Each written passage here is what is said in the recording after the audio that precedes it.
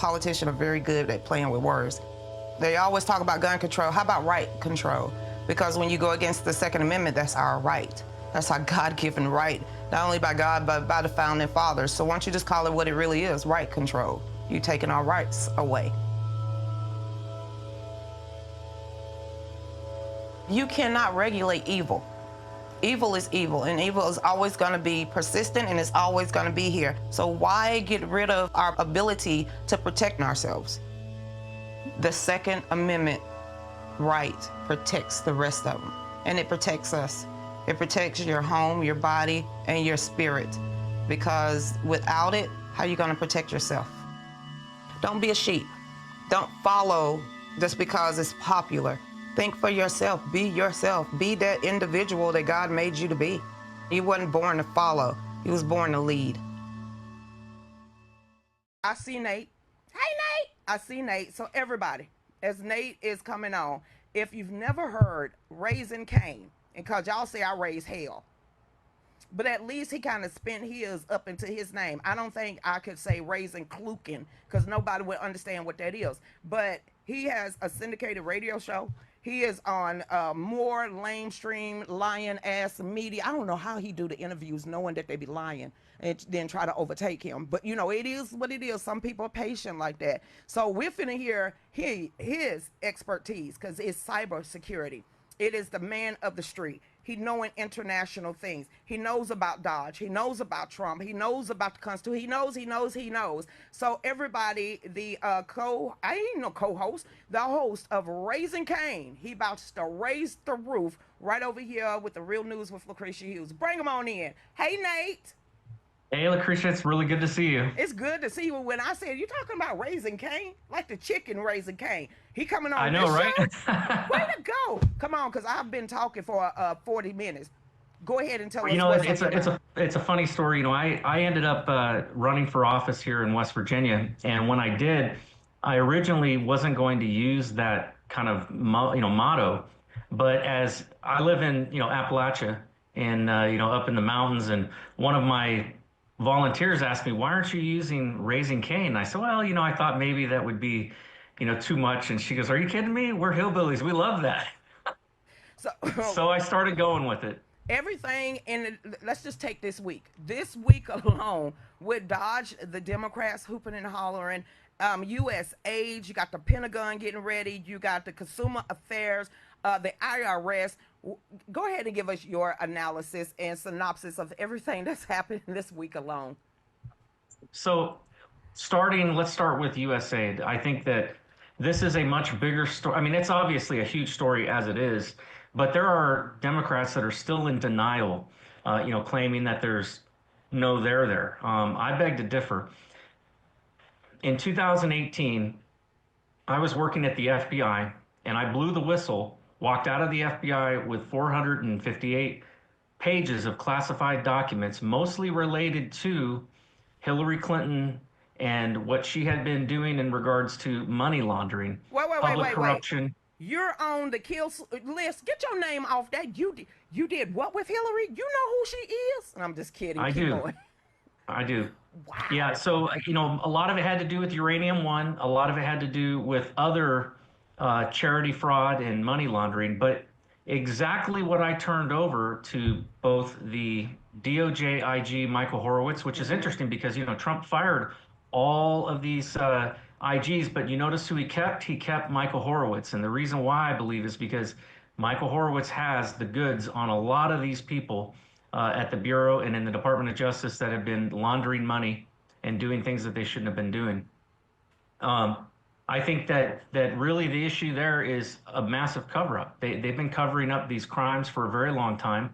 And that's evident by what we're seeing coming out of USAID, because it's all about money laundering through these charities and, kickbacks and bribery and all of that. So I think we're going to find out a lot more. Right now, we're seeing it, as it tears down through, USAID gives to some NGO who gives to another NGO who gives to another NGO. And that's how they wash the money. By the time it gets back to Hillary and her gang or other, people who are on the payroll, everybody's getting their cut But this is what they're doing with our tax dollars. And I think that it's a good thing that they've shut this off and they've cut this off. So now the crazy part that I did not know, and because this wasn't part of what I blew the whistle on, and I think we're finding out now, is just how controlled the mainstream media has been and how they have been funded and paid by USAID. And money has been kicked back into many of these different organizations, media organizations. So But wait a minute, it's no explain to wonder. everybody, because we know Time, New York Times was being paid. Politico was getting Yes. 8.2 some odd million. Journalists preferred. What is the preferred journalist that was getting paid? Are we talking about like Dunn, Kool-Aid Lemon, CNN, Joy Reid, these different people that was out there saying what the government wants them to say? Is that what they was referring to as approved journalists, the mainstream media? Well, I'll tell you what concerns me about all this is it's been known for a long time and suspected for a long time that the CIA had journalists on their payroll. Well, now it looks like that is exactly what was going on. A USAID acting as a front for the CIA so they can push their propaganda. And this would not have been legal had it not been for Obama changing the rules with the Smith-Month Modernization Act. He basically changed it so that, or removed it so that you could essentially propagandize American citizens. Because prior to that, it was illegal to spread propaganda to American citizens. We But could only do it to foreign countries. do you think me personally, I think it started with Edward Snowden. I think it started during the Bush administration when Edward Snowden went in there, took some paperwork, a flash drive, put it in there, and that is when Bush Jr. gave us the Patriot Act. Then it was followed up with the NDAA Act of 2012. Now, I was part of the Tea Party big time when that was going on, and I didn't think it was right at that time that Bush could actually, but when you think about it, they're cousins. So why Yeah. wouldn't Well, I was bloodlines do working that? as a contractor in cybersecurity, working for DISA at the time of 9/11. And Wow. but I was also sitting, as a city councilman in my town. And I'm proud to say that our entire city council, both the Republicans and the Democrats, we all signed a pledge basically condemning the Patriot Act. We saw it for what it was. I saw it for what it was. And I knew that even if they set up rules to, quote unquote, protect us, protect our Constitution, I knew that eventually they would violate it. And that's exactly what happened. There was a major shift again. So I think that there was probably stuff that was going on during the Bush era, but most of the just outright abuses of this system came into play at the end of Obama's term in office, his second term. You'll remember there was the Samantha Power, who's been all over the news lately because Yes. she was running USAID, and she was known as the unmasker in chief. She went through right before Obama left office and unmasked a whole bunch of people connected to Donald Trump. She basically set the stage so that they could spy on his campaign and they could spy on him. And what she did when I was in working for the NSA, because I worked for Marfor Cyber and I was a part of a cyber protection team, but we were detached to NSA.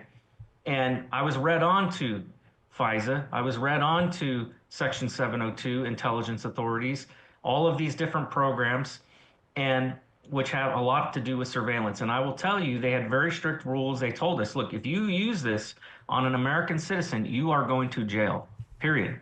Because they had people who had used this. They gave us examples of people having used this to, like, say, spy on their girlfriend or their wife or husband who they thought was cheating or something, because it allows access to look at all of your digital data. So, your internet searches, your, text messages, emails, But all of that isn't kind of that a stuff's being collected. violation of the Fourth Amendment? Is that a Well, violation? yes, yes. So let me tell you what they did to get around it. And I felt at the time that this was very dangerous, and I didn't like it. But the penalty was so high, like you're looking at 10 years in prison if you violated it willfully. But what we found out later is that they just never they never punished anybody for this because the FBI did it over 200,000 times illegally using Section 702. But the way they got away with it, because you're right, it is a violation of the Fourth Amendment.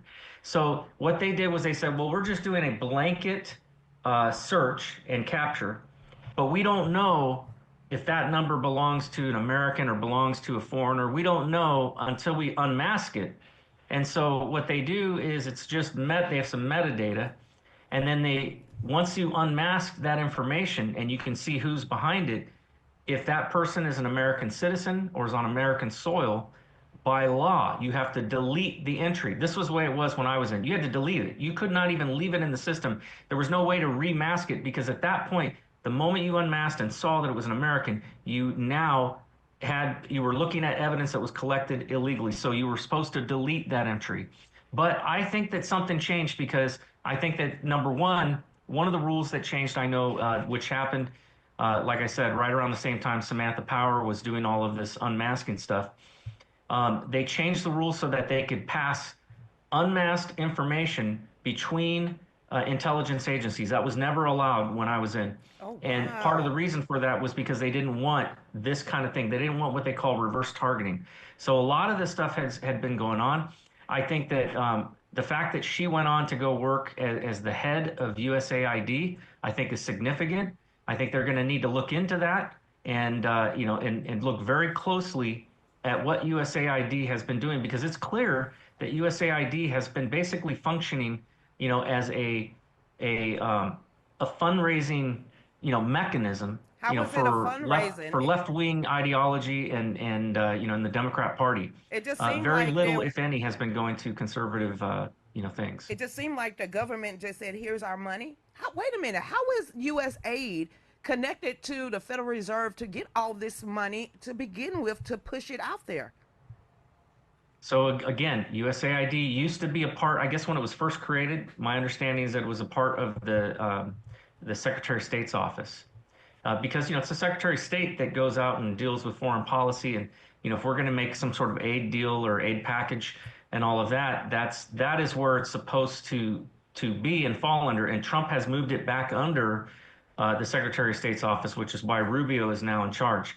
But somewhere along the lines, and I don't know when that was, I don't have that information in front of me right now, but somewhere along the lines, they changed it so that it became a separate entity working independently and working as basically it's still a government agency, but it was working independently without a whole lot of oversight.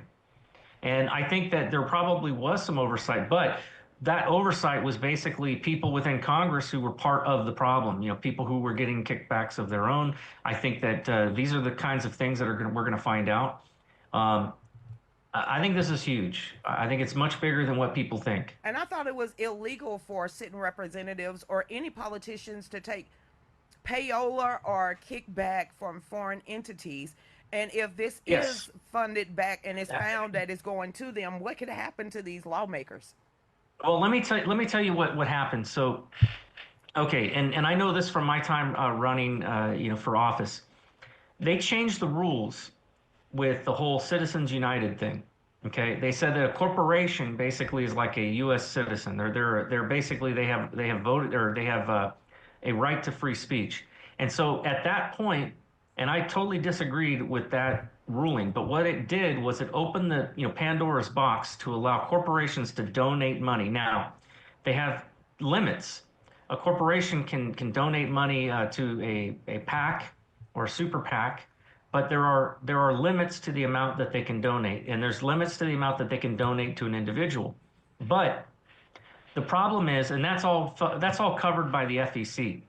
The problem is because they consider it free speech, they consider spending money on advertisement and stuff like that as free speech.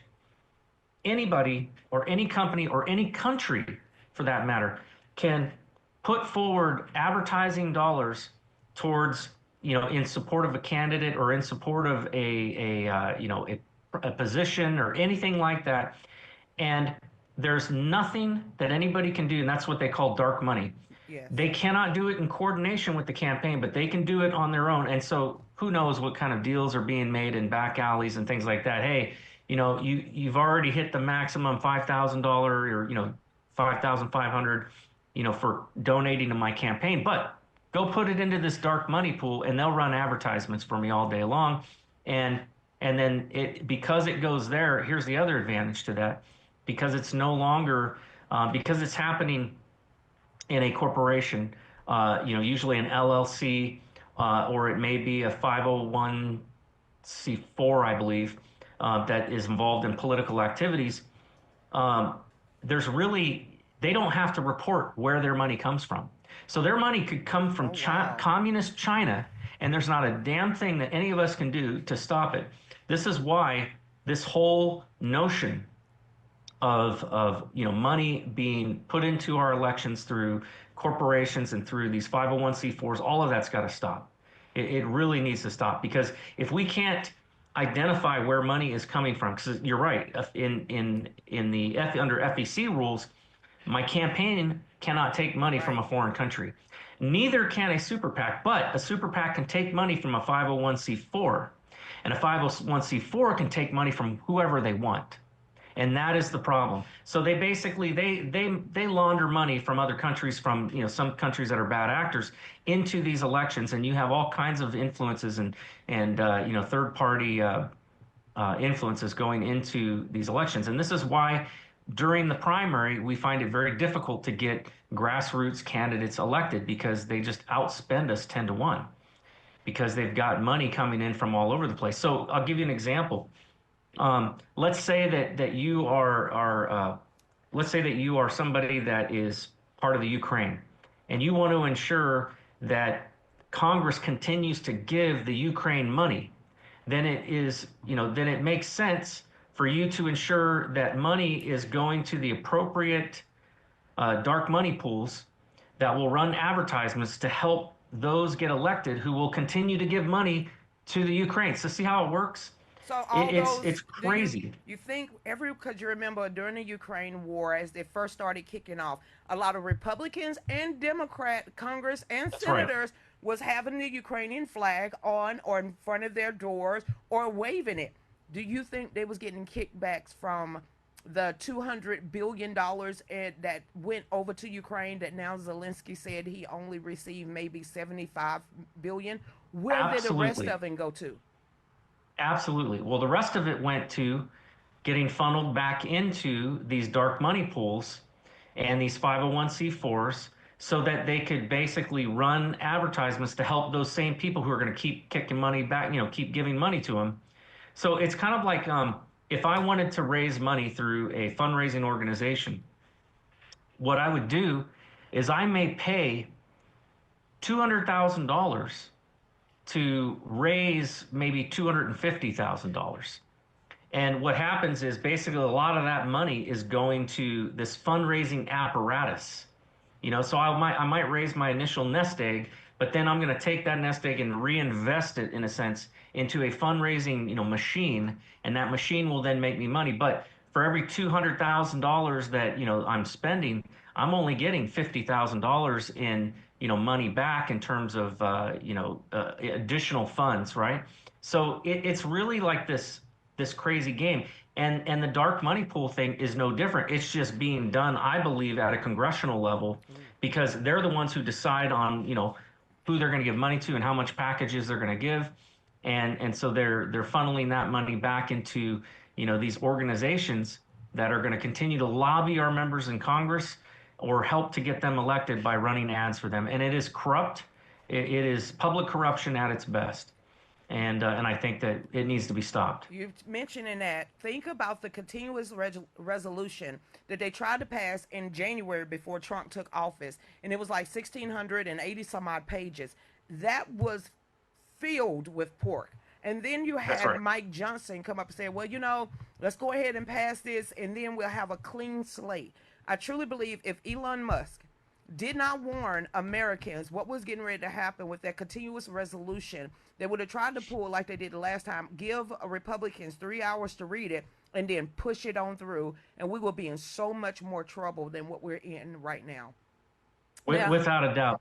I find it interesting that, here it is 5 years, and I think now we're on 6 months 5.5 years since Epstein Island was raided, and we don't know who's on the list. Now, Pam Bondi is promising to release that list, but I think that we are going to find that maybe some members of Congress were on that list. Maybe some federal judges maybe were on that list. This is my theory. What about Otherwise, Dick Durbin? why would they have not released this information? What about Dick Uh, Durbin? Because Dick Durbin was the one that told Marsha mhm. Blackburn that he is not releasing it. I think he's on there. And then Caroline Lovett, the new press secretary, she just dropped a little nugget about Bill Clinton and him being on the Epstein flight log. So I think it's coming faster than anybody could. I can't wait to see it.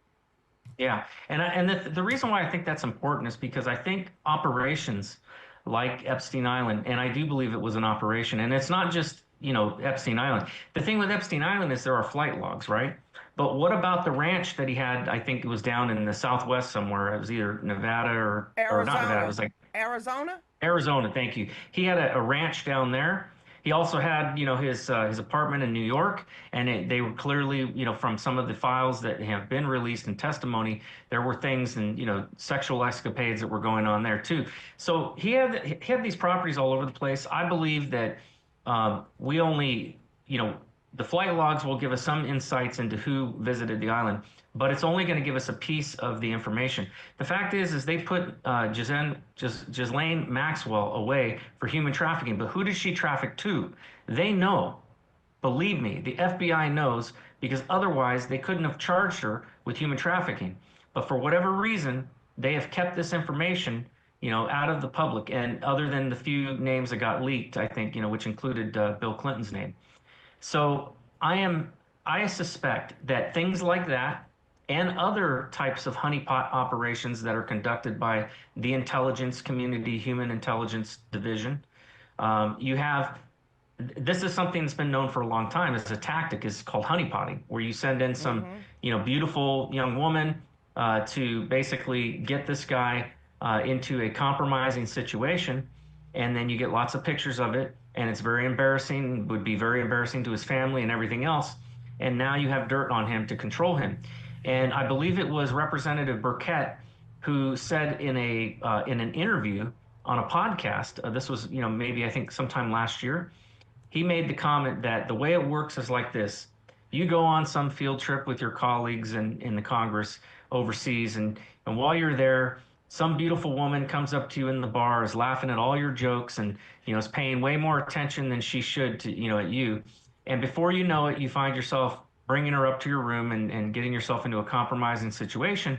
Then when you get back to the States and you're on the, on the floor of the House getting ready to go vote on something, somebody walks up to you with a cell phone, sticks it in your face and says, "Hey, do you recognize this picture? You recognize that girl going into your room? Yeah, you might want to vote differently on that." This is a sitting representative, in the House who has made this statement. And I've also heard Marjorie Taylor Greene also make statements about people being compromised.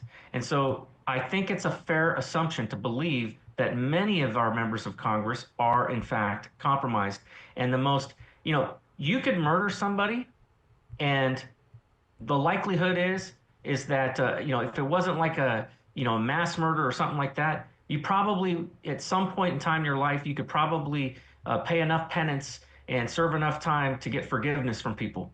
But crimes against children, Won't. those are things that never get forgiven. I don't care. You could, claim that you've had a come to Jesus moment, and we'd still say, you know what? That's great. I'm glad that your soul will go to heaven, but we're still going to kill you.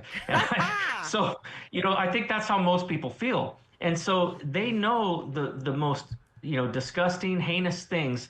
If they can get people caught up in those things, if they can get them labeled as a pedophile, then it really it gives them control for life over those individuals. And by the way, they do this, I believe, with members of Congress. They do this with judges. I think they also do it with corporate executives. They clearly do it with Hollywood Yes. and people that are there. anybody that has influence and power, they want to manipulate and control. Now, you mentioned Clinton, and you mentioned Hillary, and you mentioned the whistleblower, and you mentioned taking information. You can't skirt over that and not give us a little bit of nitty gritty of Raising Cain and how much hell you raised when it came to Hillary Clinton. I remember all of that. Okay, because we only got 11 minutes left, but you got, not 11, but 5 minutes. You got to tell us the nitty gritty. What happened? So 2017 was the first time I came into the office one day, overheard a conversation that the FBI was going to cover up crimes that had been committed by Hillary Clinton. I decided to look into it. I found evidence, clear evidence that had already been reviewed and already had been adjudicated by the FBI that they believed that had high credibility of criminal activity related to money laundering, public corruption, securities exchange fraud, and Good terrorism financing. So I thought, well, it's all baloney. They're going to, in fact, indict her. But you'll remember Comey went out in front of the J. Edgar Hoover building, gave this press conference where he basically laid out all of these emails that she had on her private email server that were classified, including 7 special access programs, which are above top secret, that were found on her email server. There's no way for that information, by the way. I've had a clearance for 27 years. You cannot get that information out of a SCIF without knowingly breaking the law. And when the next thing that he said and came out of his mouth is, but no reasonable prosecutor would bring, a case against her. That's when I knew that the rumors that they were going to cover up everything were true. And so I had a tough decision to make. I prayed about it. I talked to my wife about it, and then I made the decision to, carry out bringing those documents out of the FBI and getting them into the hands of the House Permanent Select Committee on Intelligence. At the time, Devin Nunes was investigating a lot of these matters, and so I connected with a guy by the name of George Pappas, who was one of his senior staffers at the time, and under federal law, they were allowed to take classified information from anyone. Because of my job, I was able to carry classified information outside of the FBI. I had what's called a courier card, and so lawfully I was able to do this. But he asked me at that time if I would go back in and get more information. There was a intelligence document that showed what the FBI knew and when they knew it, and they needed it, and nobody was coughing it up within the FBI. They were being stonewalled.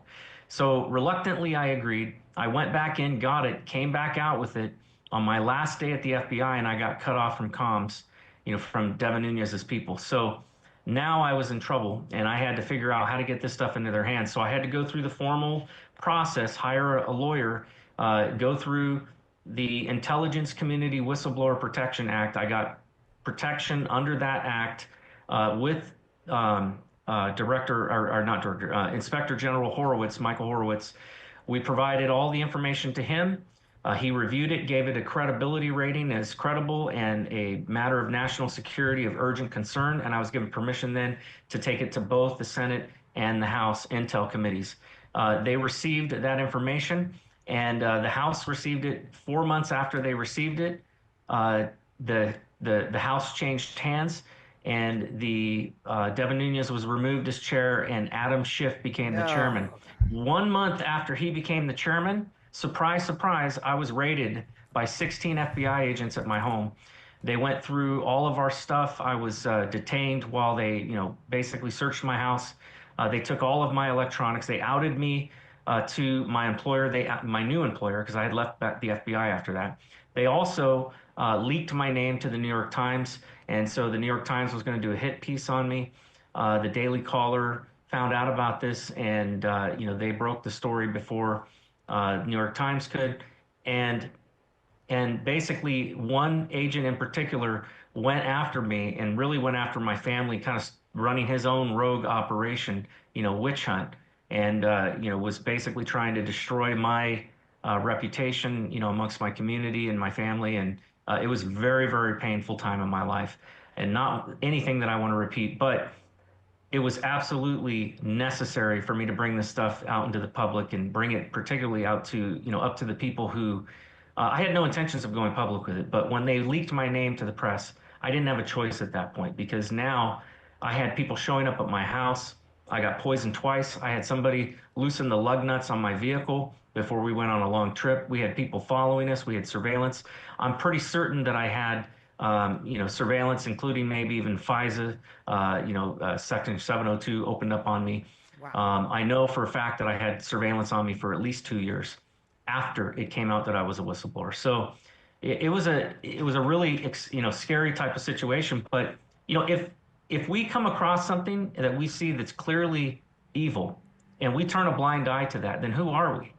You know, how can we stand before our maker someday? I know I'm going to stand before God someday, and I don't want to stand before him and have him say, hey, remember that time I had you working at the FBI and you saw some really evil stuff and you didn't do anything about it? And so for me, I know that no matter what, yes, it's scary going up against Hillary Clinton. It's scary going up against the FBI's senior leadership. It is scary going up against Russian intelligence agents, because that's what was in those files, Ooh. a lot of it that I brought out. But at the end of the day, I know where my home is, and I know that I'm going to stand before my God someday. And Amen. I know that nobody can touch a hair on my head unless God allows them to. Oh my God. Oh, okay. How we gonna end that? We can't. Everybody, this is Nate Cain, raising a Cain, because he got so many issues to raise Cain. Last question that I want to know: can they use the paperwork and the information that you received and brought out to ever go get her? Will she ever? We know she's gonna face judgment when she die. Okay, we know this for a bona fide fact. But is there anything ever gonna happen to her, Bill, Hillary, I mean Chelsea, her new husband, and the $85 million that was swindled from USA? Are they ever gonna get in trouble? I, I'm unfortunately I have an answer you're probably not going to like. There's a reason why they have held off on all of this stuff for over 5 years, with regards to Epstein Island, with regards to all the money laundering.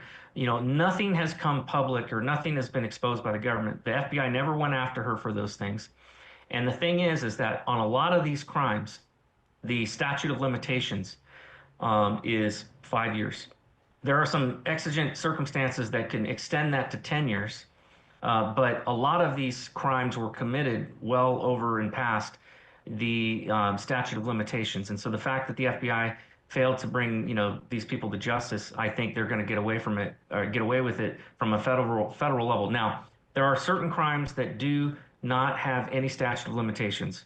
Treason is one of those, but treason is a tricky crime to prosecute somebody on, because unless we are at war and you're providing aid and support to our enemies, you can't really charge somebody with treason. You can charge them with a lot of things, Espionage Act, all kinds of other things, but treason is one that is specifically supposed to be for times of war.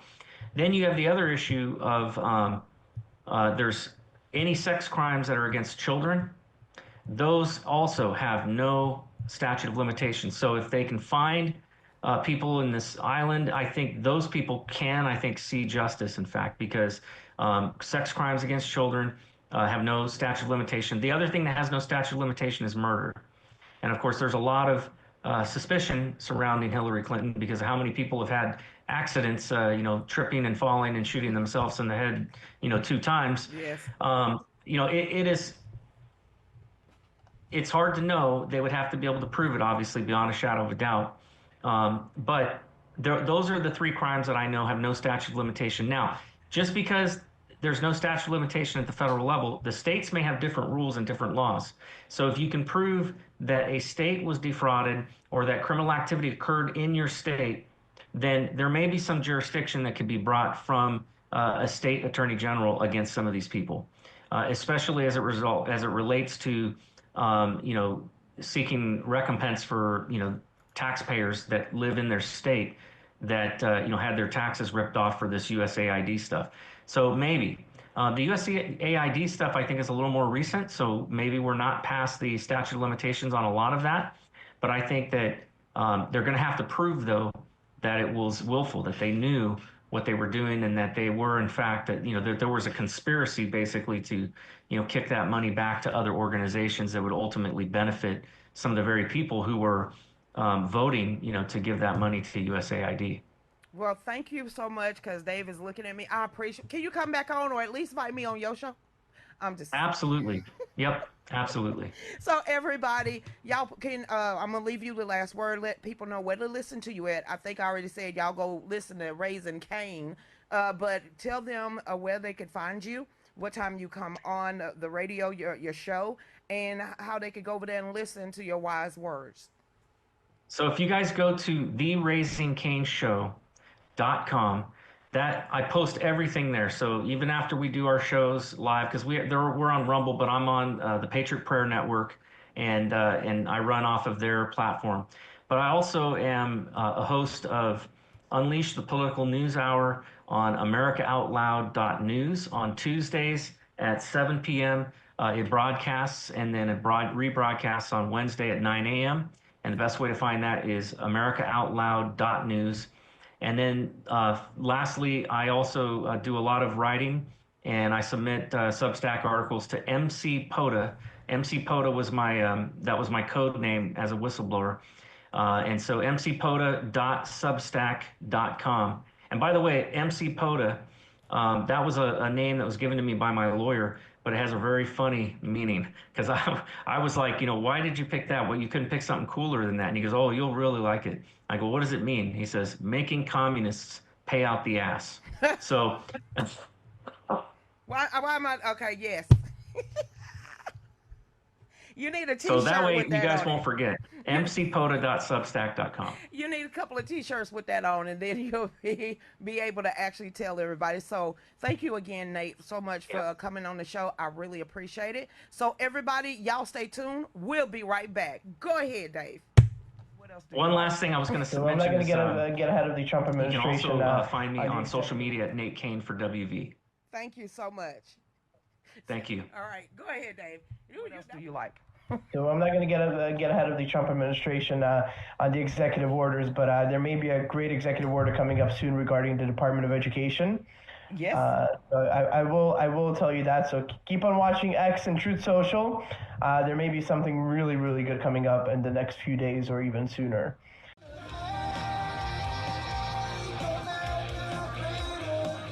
Are you a voting member of the NRA? My name is Lucretia Hughes NRA. I will never compromise my beliefs in God, family, our country, and my Second Amendment. I am running for the board of directors of the NRA, and I would appreciate your vote.